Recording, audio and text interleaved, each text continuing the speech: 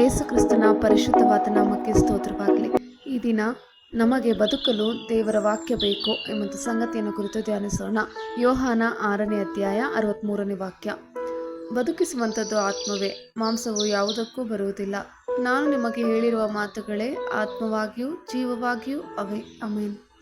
ದೇವರ ವಾಕ್ಯವು ನಮ್ಮ ಸುತ್ತಮುತ್ತ ಏನಿದೆ ಎಂಬುದನ್ನು ಸ್ಪಷ್ಟವಾಗಿ ನೋಡುವಂತೆ ಮಾಡುತ್ತದೆ ಮತ್ತು ಅದು ನಮ್ಮನ್ನು ಸುರಕ್ಷಿತವಾಗಿರಿಸುತ್ತದೆ.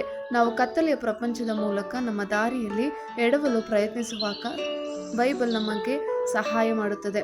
ವಾಕ್ಯದ ಸತ್ಯದ ಬೆಳಕಿನಲ್ಲಿ ಮಾತ್ರ ನಾವು ಪಾಪದ ಪ್ರಪಂಚವನ್ನು ನಿಜವಾಗಿ ಅದು ಇರುವ ಹಾಗೆಯೇ ನೋಡಬಹುದು. ನಾವು ದೇವರ ಆಜ್ಞೆಗಳನ್ನು ಪಾಲಿಸಿದರೆ ನಾವು ಸರಿಯಾದ ಮಾರ್ಗದಲ್ಲಿ ಸುರಕ್ಷಿತವಾಗಿ ಉಳಿಯುತ್ತೇವೆ. ಆಮೆನ್. ಆದುದರಿಂದ ಶತಾಧಿಪತಿಯು ಯೇಸುವಿಗೆ, ನೀನು ಒಂದು ಮಾತು ಹೇಳಿದರೆ ಸಾಕು, ನನ್ನ ಆಳಿಗೆ ಗುಣವಾಗುವುದು ಎಂದು ಹೇಳಿದನು. ಆಮೆನ್. ಬೈಬಲ್ ಹೇಳುತ್ತದೆ, ಆತನು ದೂತನನ್ನು ಎಂಬಂತೆ ತನ್ನ ವಾಕ್ಯವನ್ನು ಕಳಿಸಿ ಅವರನ್ನು ಗುಣಪಡಿಸಿದನು, ಸಮಾಧಿಗೆ ಸೇರದಂತೆ ಮಾಡಿದನು. ಅದಕ್ಕಾಗಿ ನಾವು ಪ್ರತಿದಿನ ಬೆಳಗ್ಗೆ ದೇವರ ವಾಕ್ಯವನ್ನು ನಿಮ್ಮ ಬಳಿಗೆ ತರುತ್ತೇವೆ. ದೇವರ ವಾಕ್ಯವು ಜನರ ಜೀವನದಲ್ಲಿ ಬದಲಾವಣೆಯನ್ನು ತರುತ್ತದೆ. ದೇವರ ವಾಕ್ಯವು ದೇವರ ಸ್ವಭಾವವನ್ನು ತಿಳಿಯಲು ನಮಗೆ ಸಹಾಯ ಮಾಡುತ್ತದೆ. ದೇವರು ಯಾರು ಮತ್ತು ಆತನು ಏನು ಮಾಡಿದ್ದಾನೆಂದು ವಾಕ್ಯವು ತಿಳಿಸುತ್ತದೆ. ವಾಕ್ಯಗಳ ಹೊರತಾಗಿ ನಾವು ಆತನನ್ನು ಮತ್ತು ಆತನ ನೀತಿವಂತಿಕೆಯನ್ನು ತಿಳಿಯಲು ಸಾಧ್ಯವಿಲ್ಲ.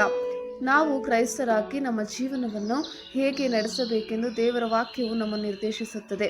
ಇತರರೊಂದಿಗೆ ಹೇಗೆ ಮಾತಾಡಬೇಕು ಮತ್ತು ಹೇಗೆ ಕಾಳಜಿ ವಹಿಸಬೇಕು ಎಂಬುದನ್ನು ಸಹ ಇದು ತೋರಿಸುತ್ತದೆ. ದೇವರ ವಾಕ್ಯವು ಆತ್ಮವಾಗಿದೆ. ಅದು ಸ್ವಸ್ಥತೆ ಮತ್ತು ಬಿಡುಗಡೆಯನ್ನು ಉಂಟು ಮಾಡುತ್ತದೆ.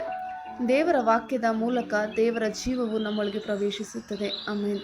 ದೇವರ ವಾಕ್ಯವನ್ನು ಪಾಲಿಸಲು ನಾವೇನು ಮಾಡಬೇಕು? ಪ್ರತಿದಿನ ಬೈಬಲ್ ಓದುವ ಅಭ್ಯಾಸವನ್ನು ಬೆಳೆಸಿಕೊಳ್ಳಿ. ನೀವು ಊಟಕ್ಕೆ ಮತ್ತು ನಿಮ್ಮ ದೈನಂದಿನ ಕೆಲಸಗಳಿಗೆ ಸಮಯವನ್ನು ನೀಡುವಂತೆಯೇ ಇದನ್ನು ಆದ್ಯತೆಯಾಗಿ ಮಾಡಿರಿ. ನೀವು ಬೈಬಲ್ ಓದುವ ಮೊದಲು ಮತ್ತು ನಂತರ ಪ್ರಾರ್ಥಿಸಿರಿ. ಜೋರಾಗಿ ಓದಿರಿ. ದಿನಚರಿಯ ಪುಸ್ತಕವನ್ನು ಇಟ್ಟುಕೊಳ್ಳಿರಿ. ಹೃದಯದಿಂದ ಕಲಿಯಿರಿ. ನಿಮಗೆ ಕಾಣುವ ಸ್ಥಳಗಳಲ್ಲಿ ವಾಕ್ಯವನ್ನು ಇರಿಸಿರಿ. ವಾರದ ವಾಕ್ಯವನ್ನು ಆಯ್ಕೆ ಮಾಡಿಕೊಳ್ಳಿರಿ. ವಾಕ್ಯವನ್ನು ಹೇಳುವುದನ್ನು ಮಾಡಿರಿ. ಆಮೆನ್. ನಿನ್ನ ಮಾತನ್ನು ನನ್ನ ಹೃದಯದಲ್ಲಿ ಇಟ್ಟುಕೊಂಡಿದ್ದೇನೆ. ಕೀರ್ತನೆಗಳು 119ನೇ ಅಧ್ಯಾಯ 101ರಿಂದ 105ನೇ ವಾಕ್ಯ. ನಿನ್ನ ವಾಕ್ಯವನ್ನೇ ಅನುಸರಿಸಬೇಕೆಂದು ನನ್ನ ಕಾಲುಗಳನ್ನು ಯಾವ ಕೆಟ್ಟ ದಾರಿಗೂ ಹೋಗದಂತೆ ಕಾದಿದ್ದೇನೆ.